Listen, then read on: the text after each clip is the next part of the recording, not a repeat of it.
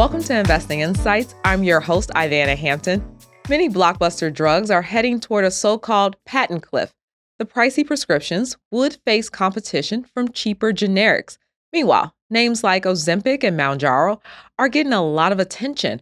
A recent biopharmaceutical industry landscape from Morningstar researchers points to innovative drugs like those to counter expiring patents.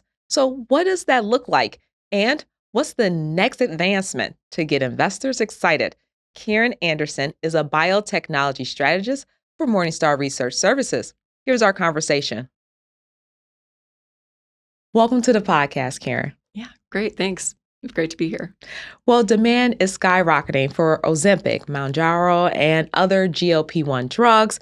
What makes them stand out, and why are they poised as the next big thing?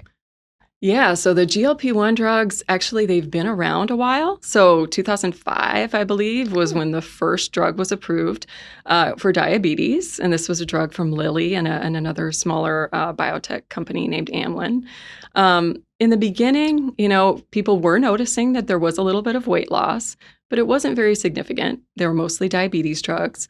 Doctors got more comfortable with them and their safety profile over the years. And then we kind of had a next generation of products that seemed to show more weight loss. You start to get to Wegovy and Zepbound, 15, 20% weight loss. That first generation was maybe only 5% weight loss. So we kind of crossed a threshold at some point where it went from, a nice level of weight loss to have for someone with diabetes to something that's really having a significant impact on patients that are focused on worrying about obesity. And Novo Nordisk and Eli Lilly, they're the two big names behind these diabetes and weight loss drugs. How's their competition shaping up? Yeah. So it's about right now globally about a $40 billion market for these GLP-1 therapies. And we're estimating that could grow to more than $200 billion by 2031. So there is a lot of competition seeking to get into this market. So among our covered names, companies like Amgen, Roche, Pfizer, AstraZeneca, they're all vying to have therapies launched probably in that 2027, 2029 timeframe. There are also other names we don't cover, Structure and Viking, that look ripe to be taken out, possibly by some large cap pharma names that have exposure to cardiometabolic space like J&J or Merck. But I wouldn't discount Novo and Lilly in terms of the long-term market share that they could maintain. They have very strong pipelines, and so we're assuming they could have about 70% of the market still, even with new competition coming in. Wow, that's impressive. Yeah. So the companies, they're sponsoring studies to show that the medications could treat other conditions like sleep apnea or dementia, yet the drugs cost about $1,000 a month. Would employers and insurers be more willing to pay if the meds covered more conditions? Yeah, I think that's a really good point because I think the more data we see that these drugs are useful for more than just weight loss, I think it just gives more support to insurers being able to pay for this long term. So the initial data Novo has seen, they've seen very strong data in patients with heart conditions, so patients who've had heart attacks in the past, patients with heart failure, patients with kidney disease. So every positive study that comes out, I think, strengthens the case for payers to cover them, not only for the health benefits, for the patients, but also because it makes economic sense. You're going to be avoiding by helping a patient with obesity avoid these problems, you're avoiding a lot of future potential medical expenses as well. And the snack industry. I want to talk about this because there's stories out there where it seems like the point's being made that these companies can see their sales decline if people stop indulging in junk food. Are weight loss drugs a possible threat to snack food stocks? Yeah, so I have to put on my consumer hat here. I'm a little bit out of my depth when it comes to this, but I would say it's safe to say that patients taking GLP-1 therapies are probably consuming less processed food. I think right now it's probably a very low single-digit percentage of U.S. adults that are taking GLP-1s overall, and so if they're cutting their consumption a little, that's probably not noticeable on an industry-wide processed food level, but we have that going out to maybe 15 or 16% of adults by 2031. So by then, I think the industry would need to innovate a bit to continue to serve those individuals best. So whether it's, smaller sizes or slightly healthier snack options, I think there's probably a lot of strategizing going on right now. And you've recently written that a lot of blockbuster drugs are heading toward a so-called patent cliff. Can you explain what that means and the potential impact?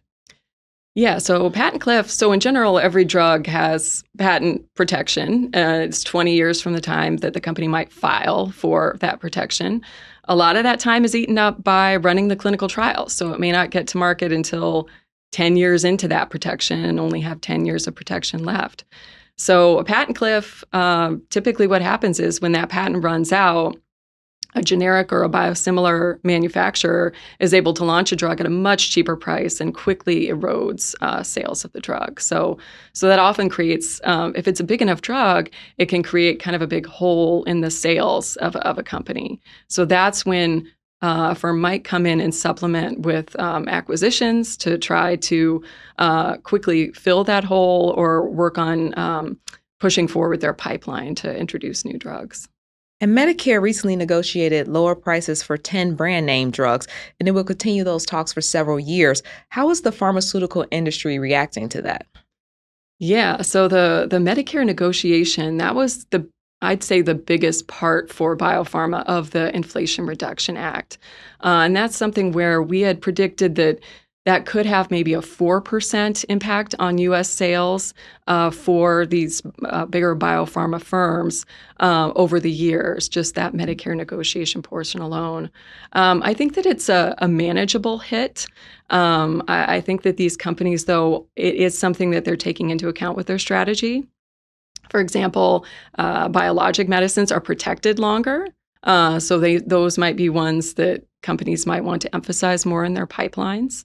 I think that drug companies are also more likely to price their drugs higher to start if they know that there's a chance that Medicare is going to be negotiating the price down in the long run. And can you give us an example of what a biologic drug is? Yeah, so it's one that's made. It's not one that's made in a chemistry lab. It's one that's made using living cells. So usually something like a protein or an enzyme or an antibody. It's a much larger, more complex molecule, and usually something that has to be injected instead of taken as a pill. Thank you for the explanation. Oh, yeah, sure. So it seems constant innovation is key to this, Karen. Can you name some advancements that are on the horizon right now? Yeah, I mean, one of the big ones, we were just talking about obesity, one of the big ones would be coming up with a small molecule, a pill form of an obesity drug. We have very good injectables now that are taken weekly, but I think having a pill that's much easier to manufacture could end up with a drug that's priced lower and just much simpler for patients to take. So that could be a big innovation, and that's something that a lot of products are in phase 2, phase 3 development right now in that category. One other area I would say is mRNA. I know we're all familiar with companies like Moderna and the COVID vaccines. I think an innovation that's coming there is using mRNA as a cancer treatment. So right now, Moderna, for example, is trying to decide when to file for approval for their mRNA cancer treatment for melanoma. They've had very, very strong data that looks better than some very effective drugs out there like Merck's Keytruda. So that's encouraging, and I think it's a sign that technology could be used in other forms of cancer too. And which areas do you expect to contract? Yeah, well, actually, speaking of Merck's Keytruda, that's a market that really developed in the 2010s.